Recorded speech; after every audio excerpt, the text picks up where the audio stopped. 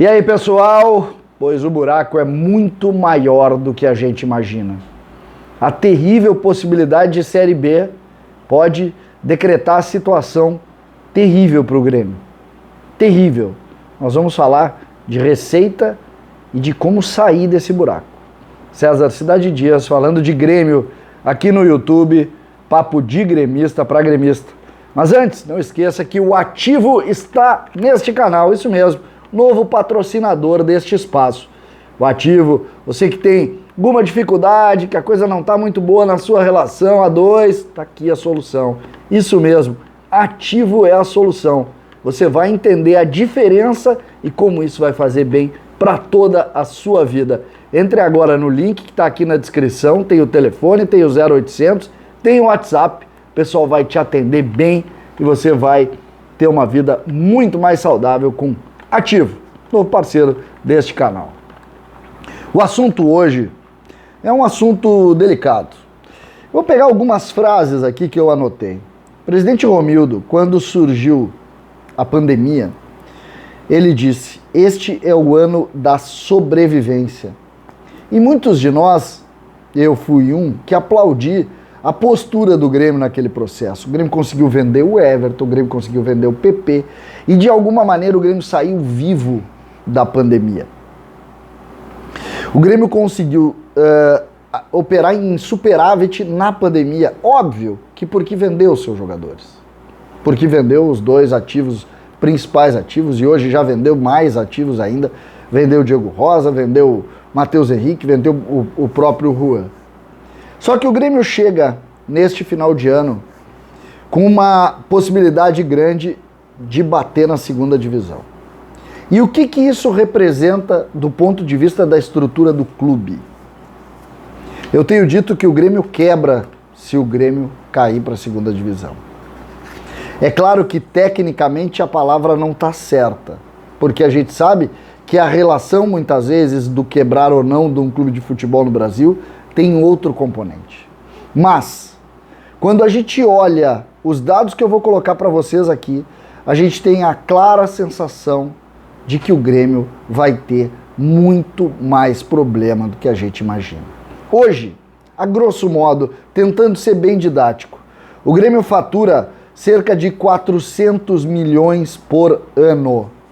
Esse é o faturamento do Grêmio. Como que isso é dividido? Direito de TV, a venda de jogador, o quadro social e mais o marketing, propriedades do marketing, a camisa do Banrisul, enfim, coisas do marketing, royalty de loja, uma série de situações. Essa parte do marketing, vamos dividir a grosso modo isso aqui, a gente vai ver que a TV representa 25%, nós temos as vendas na casa de 25%, é um pouco mais do que isso, tá? É 30% basicamente o direito de TV e as vendas entre 25% e 30%. Então vamos fazer aí 60% do faturamento do Grêmio tá aqui, tá? A grosso modo. Então, 200 milhões de faturamento entre TV e venda de jogador. Depois, nós temos o quadro social, que preocupa, e as propriedades do marketing, que essa é intocável. São projetos um pouco mais longos, mais constituídos, que eu não vejo risco do Grêmio perder uma grande situação. O que eu quero colocar a partir daí? Direito de TV. Hoje, entre 100, e tu pode botar direito de TV e premiações da Série A, da Libertadores, da Sul-Americana, que por isso é que chega lá a 30%, talvez até um pouco mais de 30%. Isso o Grêmio perde, o Grêmio perdeu. Se o Grêmio cair para a segunda divisão, o Grêmio não tem premiação de nada, o Grêmio talvez da Copa do Brasil, porque vai jogar, mas tem que subir muito. O Grêmio tem o direito de TV do Campeonato Brasileiro, que hoje morde os 100 milhões, o Grêmio simplesmente passa a ter o pay-per-view e uma cota de 10 milhões. Aqui, o Grêmio deve perder entre 70 e 80 milhões. E aí vem o mais sério. O que garantiu o superávit para o Grêmio nos últimos anos foi a venda de jogador. a campanha no campo, vai fazer com que a venda de jogador caia vertiginosamente. O Grêmio hoje, eu diria, tem um jogador valorizado no mercado. Que é o Wanderson, lateral direito. E que mesmo assim perdeu espaço. Ou seja, 60% do faturamento do Grêmio vai ter dor de cabeça. O quadro social que o Grêmio brigou para sustentar, que de alguma maneira na pandemia conseguiu segurar, não consegue mais a partir de um determinado momento, e o Grêmio perdeu perto de 40% entre o início da pandemia e agora. Esse dado é um dado pesado. 40% o Grêmio perde aqui. Lembrando, o Grêmio não tem o borderô do estádio. Algo que sustenta muito os clubes da Série B quando conseguem lotar o seu estádio e ficam com a renda. O Grêmio não tem direito em razão do contrato que tem com a Arena Porto Alegrense. Ou seja, o Grêmio vai baixar entre 200 e 220 milhões. O Grêmio vai ter que encarar o próximo ano com um faturamento abaixo de 50% do que faturou nesse ano. E o que isso representa e por que a minha preocupação? Porque o custo do futebol, que é o grande problema do Grêmio, o Grêmio tem perto de 15 milhões por mês só no departamento de futebol profissional. E além de pagar muito, paga mal, paga errado, paga para jogador ruim. Fez tudo errado no departamento de futebol. Tudo errado. Hoje o Grêmio é vítima do futebol. O torcedor sofre com um time ruim e o Grêmio é vítima do futebol.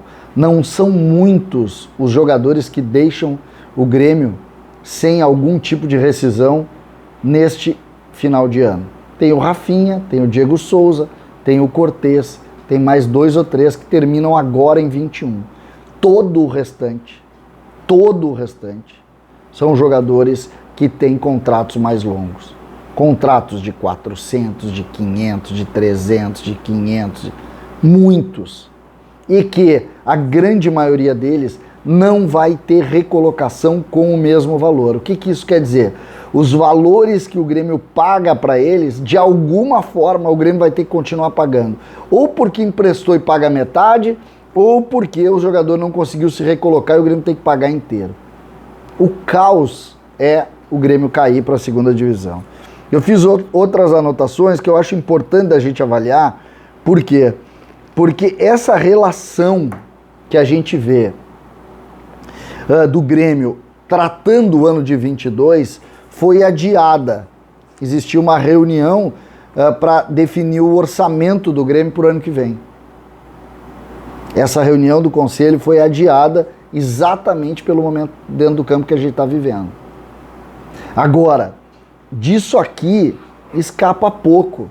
Se a gente tivesse um grande expoente que pudesse fazer uma venda de 150, 200 milhões, bom, a gente teria. Nós temos capacidade de endividamento? Temos. O Grêmio se organizou bem financeiramente, teve muita receita com venda de jogador e conseguiu. Vai poder ir a banco, por exemplo, que fez isso durante muitos anos, para tentar manter uma estrutura de um time forte. Agora, a relação direta em cima desses pontos aqui, que eu fiz superficialmente, não é uma ideia de passar números exatos, porque é só para vocês entenderem o contexto. Só para entender o contexto. Imagine uma cota de TV de Série A que sai de 100 milhões mais o pay-per-view e aqui passa a ser uma cota que não existe, que é pequena, e que o pay-per-view outro faz uma opção por uma cota pequena, outro trabalha com um valor variável, e aí a gente tem os clubes da Série A que estão aí, parece que entre 20 e 25 milhões é o que eles recebem. Ou seja, tu sai de 125 para 25. 30. O Grêmio tem um bom número de venda de pay-per-view. Aí tu vai para a Libertadores, que tu tem cotas boas também, e essa é 0. Aí tu vai para a Sul-Americana, que essa é boa também, e é 0. Aí tu vai para a premiação da Copa do Brasil. Essa, se tu conseguir chegar lá, tu aumenta bastante este ponto aqui do orçamento, que é, por exemplo, se o Grêmio for semifinalista, consegue fazer um dinheiro importante, e aí sim. Só que dessa vez o Grêmio não vai entrar na Copa do Brasil lá na quarta fase, como entra normalmente. O Grêmio vai ter mais dificuldade, porque o Grêmio não está na Libertadores, porque o Grêmio tem outros pontos, apesar de ser muito bem ranqueado na Copa do Brasil. Essa realidade aqui é dura. O buraco, sim. E quando a gente fala em sobrevivência, a gente precisa chamar os gremistas todos nessa hora. Todos. Quem puder auxiliar, quem puder ajudar, seja com ideias, seja com conceitos, se aproxime do Grêmio. Se aproxime do Grêmio. Nós teremos um período de duro, mas de duras mesmo passagens. Momentos tristes, momentos de dificuldade absurda. Quem vender diferente disso aqui, vende ilusão. A realidade indica um Grêmio tendo que romper com metade do tamanho que tinha hoje. E a gente sabe que essa realidade aqui, no futebol, é perversa. O Grêmio precisa voltar. O ideal seria o Grêmio não cair, mas a gente tem que tratar a coisa como ela está. Hoje, a realidade posta é que só um milagre tira o Grêmio da segunda divisão. Só um milagre. Então, a gente precisa começar a discutir isso aqui, sob pena da gente ficar para trás mais uma vez. Mais uma vez. Não decidir, não tocar no centro da questão, é tratar o Grêmio hoje de maneira superficial. A realidade está posta. O buraco é muito maior do que a gente imagina. Muito maior. E a gente precisa ser muito firme nessa hora. E repetindo, quem puder ajudar, a hora é agora. O ano que vem, se o Grêmio confirmar a queda para a segunda divisão, vai ser um ano trágico, mas um ano de sobrevivência. A ironia da frase do presidente Romildo, relacionando a pandemia com um ano de sobrevivência, coloca um Grêmio que saiu vivo da pandemia em uma situação muito ruim, eu diria caótica, para o enfrentamento do que vem pela frente. Nós vamos perder muito e isso pode nos valer anos de muitas derrotas. E a gente sabe que o torcedor não quer isso, o torcedor quer um Grêmio sempre forte, sempre brigando por tudo. Mas essa realidade aqui indica uma reconstrução fundamental. Não sei se com esses dirigentes, não sei quem vai encabeçar esse processo aqui, mas estaremos diante da maior crise da história do Grêmio. Podem apostar. César Cidade Dias falando de Grêmio aqui no YouTube.